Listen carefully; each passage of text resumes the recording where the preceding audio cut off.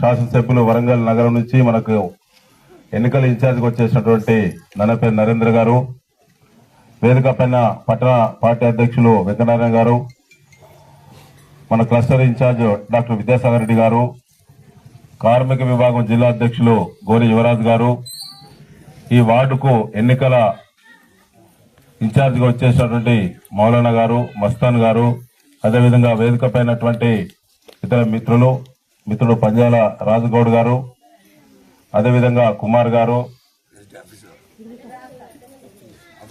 హఫీజ్ గారు, వరంగల్ నగరం నుంచి వచ్చినటువంటి పార్టీ ముఖ్యులు, మిత్రులారా అందరికీ పేరు పేరు నమస్కారం. జరుగుతున్న ఎన్నికల గురించి మీ అందరికీ తెలుసు. గత మున్సిపల్ ఎన్నికల్లో స్థానికంగా నిత్యం తనలో నాలుకన్నటువంటి వెంకటనారాయణ గారు ఆనాడు ఓటమి పాలయ్యారు. ఆనాడు అధికారంలో ఎమ్మెల్యేగా నేనున్నాను. ఆనాడు వారు గెలుచుంటే పట్టణానికి నాయకత్వం వహించే గొప్ప అవకాశం ఈ వార్డుకు వచ్చేది. మళ్లీ కాంగ్రెస్ తరఫున పోటీ చేసిన ఆయన గతంలో గెలిచిండు. ఇక్కడ ఆయన చేసినటువంటి పనుల గురించి మీ అందరికీ తెలుసు. ఇక్కడ అవపడుతున్నటువంటి ఈ రోడ్లన్నీ కూడా కాంట్రాక్టర్ గా ఇప్పుడున్న ఎమ్మెల్యే దొంతి మాధవ్ రెడ్డి కాంట్రాక్టర్ గా పోస్తున్నాడు తప్ప ఈ నిధులన్నీ తెచ్చింది మీ బిడ్డగా గులాబీ పార్టీ ఎమ్మెల్యేగా నేనే తీసుకొచ్చా. ఇప్పటికి 100 సార్లు అడిగిన నేను దొంతి మాధవ్ రెడ్డి కాంగ్రెస్ పార్టీ ఎమ్మెల్యేను ప్రెస్ మీట్ పెట్టి, అయ్యా నేను 42 కోట్ల రూపాయల నిధులు ఒక ఇంచు జాగా వదిలిపెట్టకుండా నర్సంపేట పట్టణంలో సీసీ రోడ్ల కోసం, డ్రైనేజీ కాలువల కోసం నేను 42 కోట్ల రూపాయలు తీసుకొచ్చి ఆనాడే టెండర్లు పిలిపించి పనులన్నీ జరుగుతుంటే నా దురదృష్టము ఎమ్మెల్యేగా ఓడిపోయినాను. ఆ పనులు కొనసాగించవా అని చెప్పి 2 సంవత్సరాలు దాటుతుంది. అనేక సార్లు నిరసనలు చేసినాం. ఎందుకు ఆపుతున్నావు? అధికారం వచ్చిందని చెప్పి ఎందుకు ఆపుతున్నావు? పనిచేసే కాంట్రాక్టర్లను బెదిరించి పనులను ఎందుకు రద్దు చేస్తున్నావు? దానివల్ల అభివృద్ధి ఆగిపోతుంది కదా. నీకు చేతనైతే నీకు కూడా అధికారం వచ్చింది కాబట్టి నువ్వు ఎమ్మెల్యేగా ఉన్నావు. ఈ 42 కోట్ల పనులు పూర్తయితే ఎక్కడన్నా తక్కువ ఉంటే నువ్వు కూడా తీసుకొచ్చి నువ్వు కూడా పనులు చేయవచ్చు కదా అని చెప్పి అనేక సార్లు అడిగినాం. నర్సంపేట పట్టణానికి మహిళలు, ముస్లిం మహిళలు కుట్టు మిషన్లు ఉచితంగా ఇవ్వాలని చెప్పి నేను ఎమ్మెల్యే ఉన్నప్పుడు తీసుకొచ్చిన. పంపిణీ పెట్టిన మన ఎమ్మెల్యే క్యాంప్ ఆఫీస్ లో పెట్టిన రోజే కలెక్టర్ గారు నా పక్కనే ఉండే. పెట్టిన రోజే ప్రారంభిస్తాను. ఎన్నికల కోడ్ వచ్చినప్పుడు ఎన్నికల కోడ్ ప్రారంభించినందుకే మళ్ళీ కేసీఆర్ గారు వస్తారు, నేనే వస్తా. ఎట్లా లబ్ధిదారుల పేరు అవన్నీ కూడా వచ్చినాయి, ప్రొసీడింగ్లు ఉన్నాయి కదా, తీసి పక్కకు పెట్టండి అని చెప్పి చెప్పిన. ఎన్నికల తర్వాత బస్దామని తుప్పు పడుతుంటే కనీసం మాట్లాడే దిక్కు లేదు నర్సంపేట లెవెల్ అధికార పార్టీ పేరు మీద. మిషన్లు తుక్కు పడితే మేమేమున్నా లొల్లుళ్ళు పెడితే మళ్ళీ మొన్న ఇచ్చినాడు సాడు కొంతమందికి ఇచ్చినానే, అవి ఇంకేలే, ఇంకా కూడా ఇవ్వలేదు. అంటే ఒకసారి మీరందరూ ఆలోచన చేయండి. ఇవాళ నర్సంపేట పట్టణంలో పేదింటి ఆడబిడ్డల పెళ్లిళ్ల కోసం కేసీఆర్ గారు కళ్యాణ లక్ష్మి ఇస్తుంటే దానికి మద్దతుగా పెళ్లి కూడా జరగడానికి function hall, AC function hall ఫ్రీగా ఉండాలని నర్సంపేట ప్రజలకు అని చెప్పి ఎమ్మెల్యేగా నేను ఆలోచన చేసిన. కేసీఆర్ గారి దయతో, కేటీఆర్ గారి దయతో 7 కోట్ల రూపాయలు తీసుకొచ్చిన నర్సంపేటలో ఏసీ ఆడిటోరియం అంటే ఫంక్షన్ హాల్ కట్టించిన. గుండె వ్యవహార పక్కంబడి 2 ఎకరాలల్లా ఏసీ ఫంక్షన్ హాల్ కట్టించిన. 1000 సీట్ల కెపాసిటీ ఉండే ఫంక్షన్ హాల్, సెంట్రల్ ఏసీ అద్భుతంగా కట్టించిన. రంగులెత్తి అయిపోయేది. నా దురదృష్టం, నేను ఓడిపోయినా. ఇన్ని పనులు చేసిన మార్పు అన్నారు. నేను ఎక్కడ అవినీతి పాల్పడలే, అరాచకాలు చేయలే, ఎక్కడ కబ్జాలు చేయలే. నా పాలనలో నర్సంపేటలో ఎవరి జాగలు వాళ్ళకు భద్రంగా ఉన్నాయి. రౌడీజం లేకుండా చేసినాం. ఇలా అన్ని వర్గాలకు న్యాయం చేస్తే ఆనాడు మార్పు అంటే కొత్త అయితే ఏమవుతుందో. కేసీఆర్ గారి పథకాలు ఎట్లా వస్తున్నాయి కదా, రేవంత్ రెడ్డి ఎత్తనో, ఇక్కడ మాధురెడ్డి ఎత్తనో, ఇవి ఉండేది ఉండంగా కళ్యాణ లక్ష్మి 1,00,000 ఎత్తానే కదా, కులం బంగారం కలిసి వస్తుందని. వచ్చే నెల 2,500 అంటే అక్క చెల్లెళ్ళు కొద్దిగా ముగ్గినట్టే. 2,500 నెల కంటే ఇల్లు గడుస్తాయని అంటే ఇవాళ 25 నెలలు అవుతుంది. 62,500 బాకున్నారు.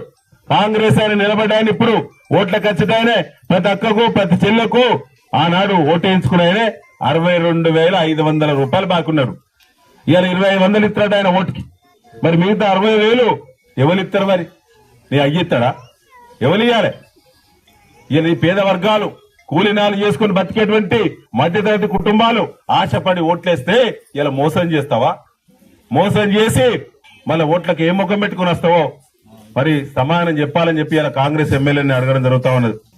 మేయర్ చేసినప్పుడు మన సుదర్శన్ అనే ఇన్ఛార్జ్, కార్పొరేటర్ గెలిస్తే కేసీఆర్ గారు మేయర్ చేస్తా అని చెప్పిండు. చెప్పంగానే ఏం చేసిందో అందరూ ఇట్లా నేను ఇట్లా వచ్చినప్పుడు సుదర్శన్ అన్న కూడా మా దగ్గరకు వచ్చింది. దిద్దు కుమారస్వామి గారిని వేదిక మీదకి రావాల్సిందిగా కోరుతున్నాను. అదేవిధంగా చేస్తే ఏం జరిగింది,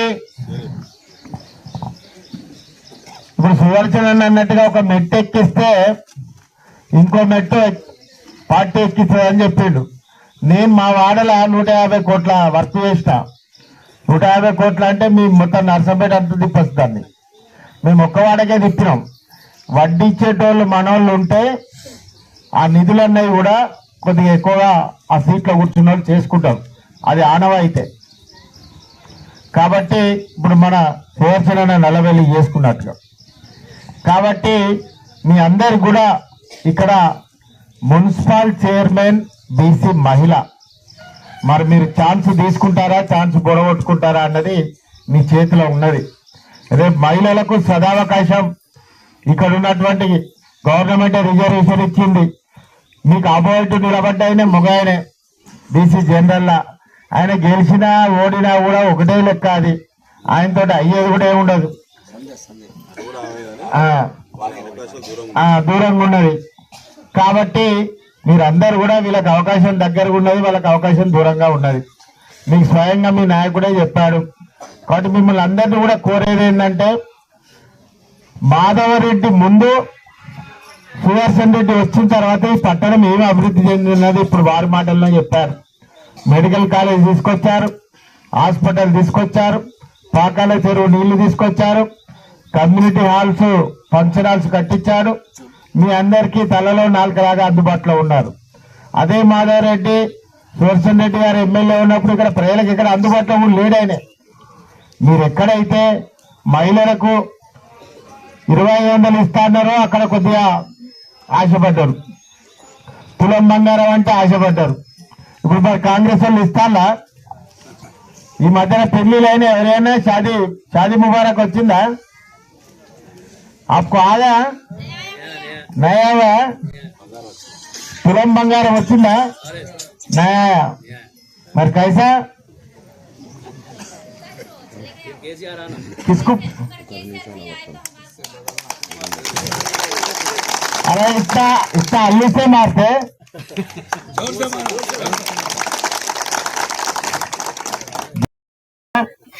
ఇన్నోట్లునే మీ డివిజన్లో 80% అంటే 1000 పోలు అవుతాయా?